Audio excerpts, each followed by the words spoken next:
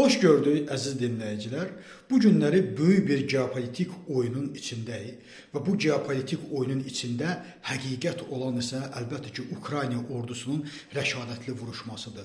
Bu günləri yenidən iki Rusiyanın tankerini məhv edib və bundan əvvəlki günlərdə endirdiyi zərbələr isə əlbəttə göz qarşısındadır. Və bununla bərabər böyüyən Ukraynanın silah sənayesi. Bilirsiniz ki, bu illər üçün nəzərdə tutulub 7 milyon PUA istehsal etsin. 7 milyon PUA istehsal etmək o deməkdir ki, artıq hər gün 10 minlərlə PUA sən havaya qaldıra biləcəksən və bu da Rusiyanı getdikcə məğlub edir. Bu aydındır və bunu hər kəs bilir. Amma bizim üçün burada aydın olmayan bəzən nədir? Həm istər Amerikanın Rusiya ilə danışması, bir növ Amerikanın Ukraynaya etdiyi köməyi ortadan qaldırması, bu yaxınlarda məhz Ukraynada olan Amerika səfirinin geri çağırılması, etiraz etməsi. Nəyə etiraz edir? Ona etiraz edir ki, Amerikanın Ukraynaya yardımını dayandırması, Amerikanın Ukraynada olan səfiri etiraz edərək istefa verir. Bilirsiniz, ədalət etibarı ilə baxdıqda əlbəttə ki, o insan ədaləti təmsil edir və bildirir ki, bu günləri işğala məruz qalan Ukraynadırsa, Amerika Ukraynaya yardım etməlidir.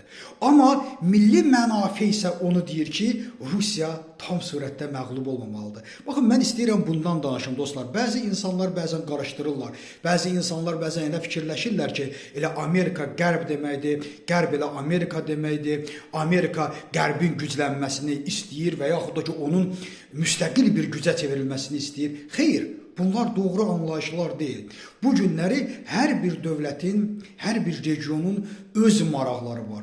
Məhz Körfəz məsələsində ki, Amerikanın tək qalması və Avropanın ona bir mesaj verməsi tam surətdə bütün dünya üçün aydın oldu və bildirdi ki, sən əgər müttəfiqlərinin yanında olmayacaqsansa, biz də sənin yanında olmayacağıq.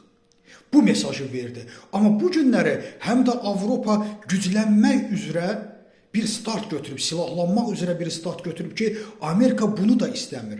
Və ən böyük bazalarından biri olan Almaniyada 35 minlik bir bazası var Amerikanın. Artıq onun da 5 min əskərinin geri qayıtmasını artıq tədarükün görür, bunun üçün işləyir. Yəni artıq bəlli olur ki, NATO öz işini görə bilmir və Avropanın da NATOya etimadı qalmayıb. Amma bununla bərabər həm də Amerika istəmir ki, Rusiya məğlub olsun. Niyə görə Amerika istəmir? Baxın dostlar, ən vacib olan məqamlardan biri ondan ibarətdir ki, Amerika hər zaman istəyir ki, Avropa onun arxasında olsun, Avropa onun dediklərini həyata keçsin. Amma əgər Avropa müstəqilləşəcəksə, əgər onun doğrudan da müstəqil bir ordusu yaranacaq ki, Zelenski də bu barədə artıq məlumat verir ki, Türkiyə ilə Ukraynanın ordusu Rusiyanınkindən də güclüdür və yaxud da ki, Rusiya və yaxud da Norveç, Britaniya, Türkiyə və Ukrayna ordusu bunlar yeni bir mesajlardır və bu mesajlar həqiqətən də Avropaya verilir. Əgər bu mesajlar həyata keçərsə, doğrudan da Avropa böyük bir gücə çevrilir. Avropa bu gücün bilir, Amerika da bu gücü bilir. Amma Amerika nəyə çalışır?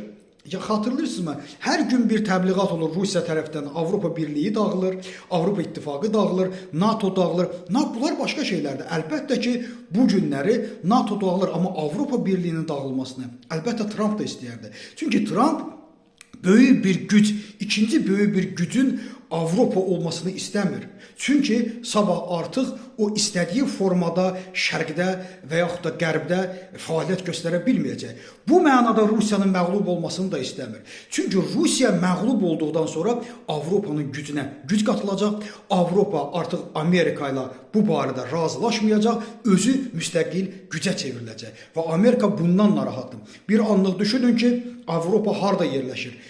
Asiyanın qərbində, belə deyək, Asiyanın son qərbində böyük bir güc və Asiyanın şərqində yenə də böyük bir güc Çin. Amma Amerika harda qalır burada? Amerika çox okeanın ortasında qalır. Trump'ın dediyi kimi o gözəl okeanları var. O gözəl okeanın sakit okeanında baxdıqda Çindən üz-üzə gəlir, Atlantik okeanında qaldıqda isə Avropa ilə üz-üzə gələcək. Məhz bu barədə Avropanın çox geniş imkanları da var. O birbaşa Çinlə ticarətini quru yolu ilə edə biləcək.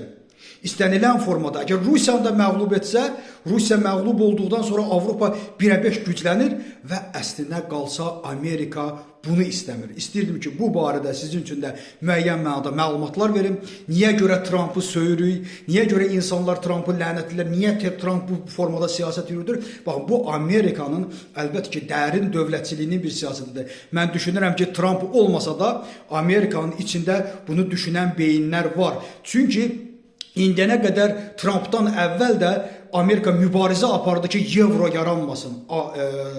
Necə deyək, dollara nisbətdə. Baxın, o yarandı.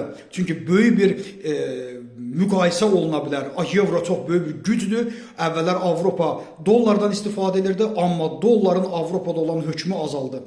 Amerika Trumpdan əvvəl də bunun mübarizəsini aparır ki, bu olmasın. Və yaxud da Avropa Birliyinin dağılmasını istəyir. Çünki o birlikdə böyük bir gücdür, dünyada ikinci böyük gücə çevrilir. Onu da istəmir. Yəni bu Trumpla bağlı olan bir məsələ deyil. Yəni bu formatda istəyirəm başa düşək ki, bugün Avropa kifayət qədər güclü sürətdə güclənir və Trump da artıq bunun qarşısını ala bilmir. NATO'nun da mənasız bir quruma çevrildiyini görür və bu mənada o da öz planlarını həyata keçirir. Yeganə planı, qarşıda olan yeganə planı ondan ibarət ki, nəyin bahasına olursa olsun Rusiyanı, Putini çökməyə qoymasın.